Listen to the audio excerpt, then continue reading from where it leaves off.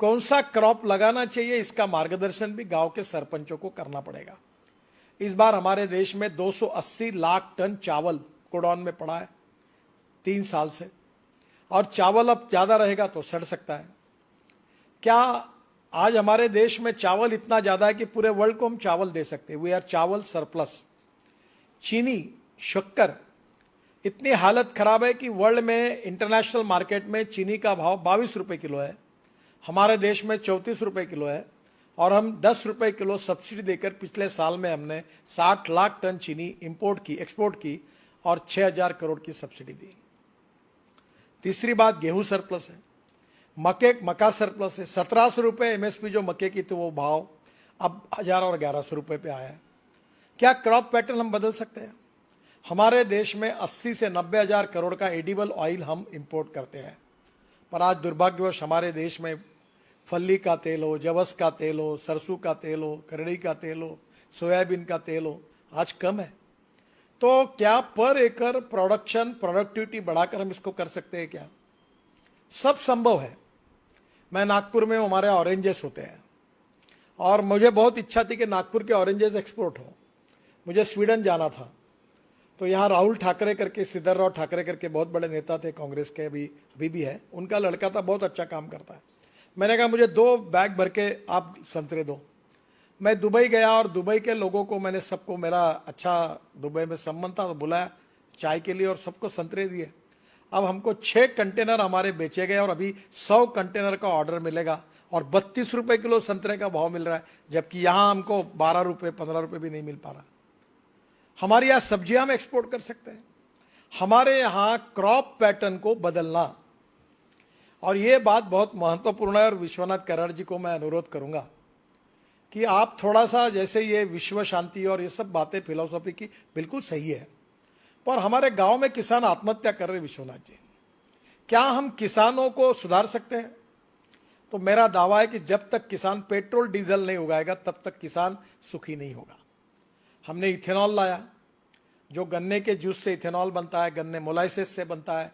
अभी तो हमने शुगर के बजाय इथेनॉल में कन्वर्शन किया।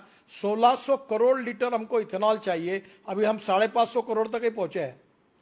और अभी पूना के प्राज वालों ने और रिसर्च किया कि डीजल में 10% डालेंगे तो और लगेगा। और मैंने और तय ये किया है कि ट्रांसपोर्ट मंत्री होने के नाते इथेनॉल पर चलने वाली बजाज ने बाइक तैयार की है, टीवीएस ने तैयार की है, वो भी लॉन्च कर दी है।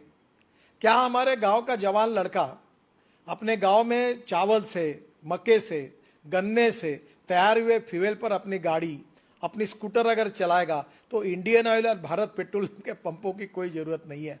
मैं कोई इंडियन ऑयल और भारत पेट्रोलियम के विरोध में नहीं हूं, पर 8 लाख करोड़ का हम इंपोर्ट कर रहे हैं और प्रदूषण बढ़ा रहे हैं। उसके बजाय हम किसानों ने तैयार किए हुए ईंधन पे जाएंगे। तो मेरी एक ही सुझाव है कि diversification of agriculture towards energy and power sector, यह विषय विश्वनाथ जी हमें लोगों को जगाने के लिए बहुत आवश्यक है। ये अगर होगा, और इसमें काफी काम हुआ है, हवाई जहाज का ईंधन भी किसान तैयार कर सकते हैं, किसान बिजली भी तैयार कर सकता है, किसान मोटर, कार, बस, ट्रक चल सकती है, और ये सब सिद्ध हुआ है। मैं ट्रांसपोर्ट मंत्री हूं, मैं आपको इसकी सब जानकारी दूंगा।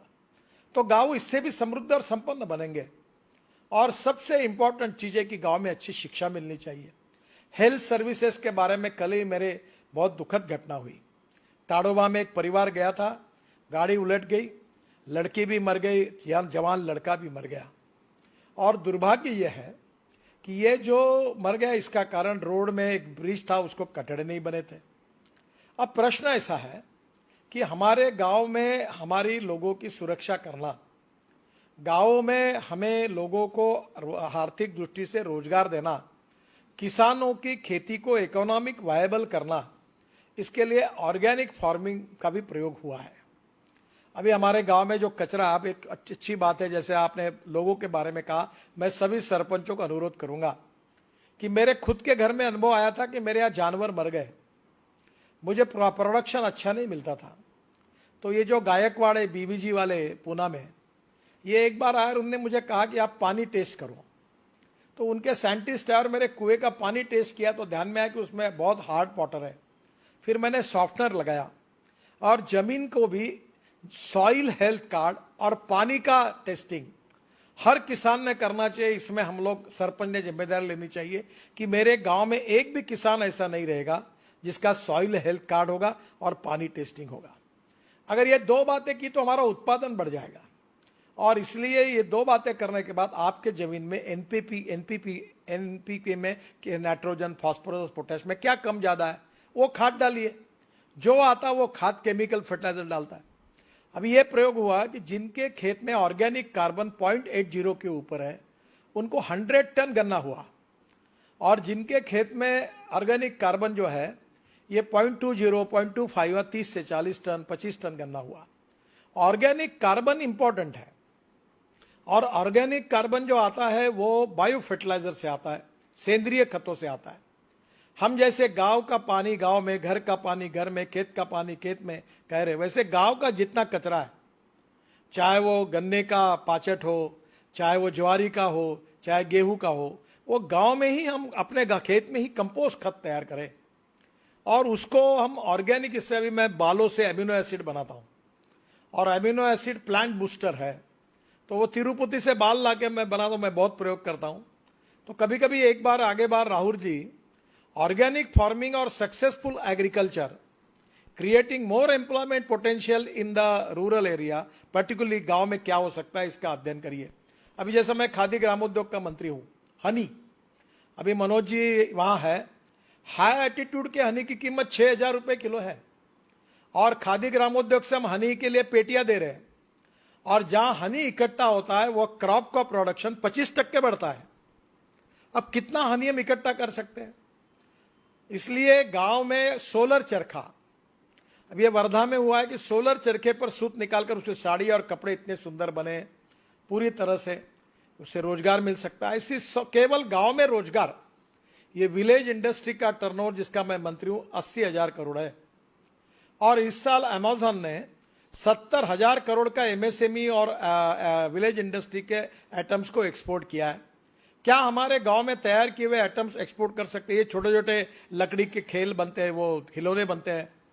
मैं अभी इसके लिए स्पेशल शोरूम शहरों में बना रहा हूं जो गांव के छोटे छोटे कारागिर तैयार करते हैं।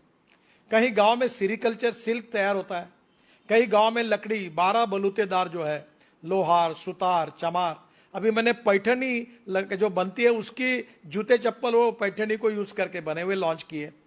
अभी डेनिम करके एक जीन का कपड़ा खादी ग्रामोद्योग तैयार करता है जो अमेरिका में ल्यूएसिस कंपनी पूरा लेती है।